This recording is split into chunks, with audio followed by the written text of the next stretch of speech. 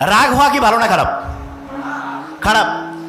মুহাম্মদ সাল্লাল্লাহু আলাইহি ওয়াসাল্লাম বলছে যে কেউ যদি রাগ হয়ে যায় তাহলে রাগটা হচ্ছে তার ভালো আমলগুলোকে, ওই আগুন যেমন হচ্ছে যে কোনো জিনিসকে পুড়িয়ে দেয়, ভালো আমলগুলোকে পুড়িয়ে দেয় হচ্ছে তার রাগ। এরকম খারাপ। বিজ্ঞানীরা দেখছে কেউ যখন রাগ হয়ে যায় তখন তার রক্তের যে কোয়ালিটিটা, এইটাতে দেখা যায় কর্টিসল বেড়ে যায়। তার মানে টেনশন যেই কারণে বেশি হয় সেই জিনিসটা বেড়ে যায়। তাইলে এইটা রাগ যখন কেউ হচ্ছে তখন তার ব্রেনটা কি ভালোভাবে কাজ করতেছে না খারাপভাবে? খারাপ। একটা ঘটনা বলি। মুহাম্মদ সাল্লাল্লাহু আলাইহি ওয়াসাল্লাম আবু বকর রাদিয়াল্লাহু তাআলা আনহু পাশাপাশি বসে আছেন।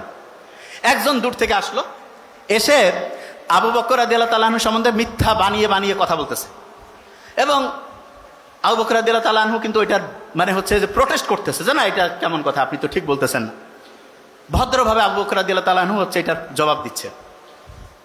মুহাম্মদ সাল্লাল্লাহু আলাইহি ওয়াসাল্লাম মুস্কি মুস্কি হাসতেছেন, আর ওই লোক খালি সমানে মিথ্যা সমালোচনা করতেইছে। এরপরে হঠাৎ করে আবু বকর রাদিয়াল্লাহু তাআলা আনহু মানে রাগ হয়ে গেল। রাগ হয়ে বলল যে না, এটা হচ্ছে যে মানে তুমি যেটা বলতেছো একদমই ঠিক না। এবং উনি প্রচন্ড রাগ যখন হলেন তখন মুহাম্মদ সাল্লাল্লাহু আলাইহি ওয়াসাল্লাম একটু মুখটা মলিন করে সেখান থেকে চলে গেলেন। মুহাম্মদ সাল্লাল্লাহু আলাইহি ওয়াসাল্লাম যখন চলে গেছে তখন আবু বকরও কিন্তু রাদিয়াল্লাহু তাআলা আনহু ওনার পিছে পিছে গেছেন। যাওয়ার পরে উনি জিজ্ঞেস করলেন যে আমার সম্বন্ধে মিথ্যা বলতেছিল, আমি ওইটা হেসে হেসে ওইটার প্রতিবাদ করতেছিলাম, আপনিও তখন মুস্কি হাসতেছিলেন, আর আমি যখনই একটু রাগ হইলাম আপনি আবার এখান থেকে চলে আসলেন, কারণটা কি? তখন মুহাম্মদ সাল্লাল্লাহু আলাইহি ওয়াসাল্লাম বলতেছে যে তুমি যখন সে মিথ্যা অভিযোগ করার পরেও, তুমি যখন লাস্ট বেঞ্চ মিথ্যা অভিযোগ করার পরেও তুমি যখন হেসে হেসে এটার প্রতিবাদ করতেছিলা, তখন আমি দেখতেছিলাম রহমতের যে ফেরেশতারা আছে ওই সময় হচ্ছে তোমার নামে শুধু নেকি লিখতেছে। আর তুমি যখনই ও রাগ হয়েছে এই জন্য তুমিও রাগ হইলা, তখন দেখলাম যে রহমতের যে ফেরেশতারা ওইখান থেকে চলে গেল। তা রহমতের ফেরেশতা যখন চলে যায়, আমি রব্বুল আলামিন মানে মুহাম্মদ সাল্লাল্লাহু আলাইহি ওয়াসাল্লাম হয় কিভাবে এখানে থেকে আমিও চলে আসলাম। জিনিসটা কি বোঝা গেছে আমি কি বলছি?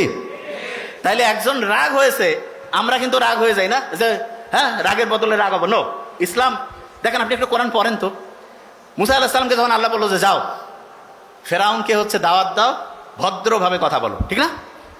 তার মানে ফেরাউনের মতো খারাপ, এসে তো সব দিকে সবচেয়ে ভয়ঙ্কর খারাপ, তাকেও যখন ইসলামের দাওয়াত দেওয়ার কথা বলছে তখন কি ভদ্রভাবে বলছে নাকি মেজাজ গরম করে?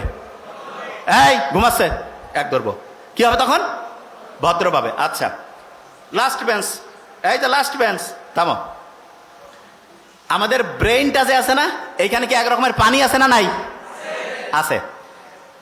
এই যে পানি আছে না, এই যে পানি, এইখানে যদি আমি মাখন ছেড়ে দেই তাহলে যেই রকম অবস্থা হবে, আমার ব্রেইনের এই যে আমার খুলির মধ্যে এরকম পানি আছে, তার মধ্যে আমার ওই ব্রেইনটা আছে।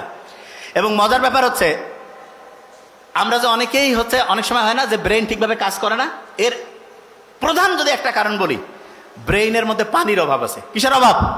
পানির অভাব। আমাদের ব্রেইনে প্রায় ৭৮ থেকে ৮০% পানি। ৭৮ থেকে কত? ৮০।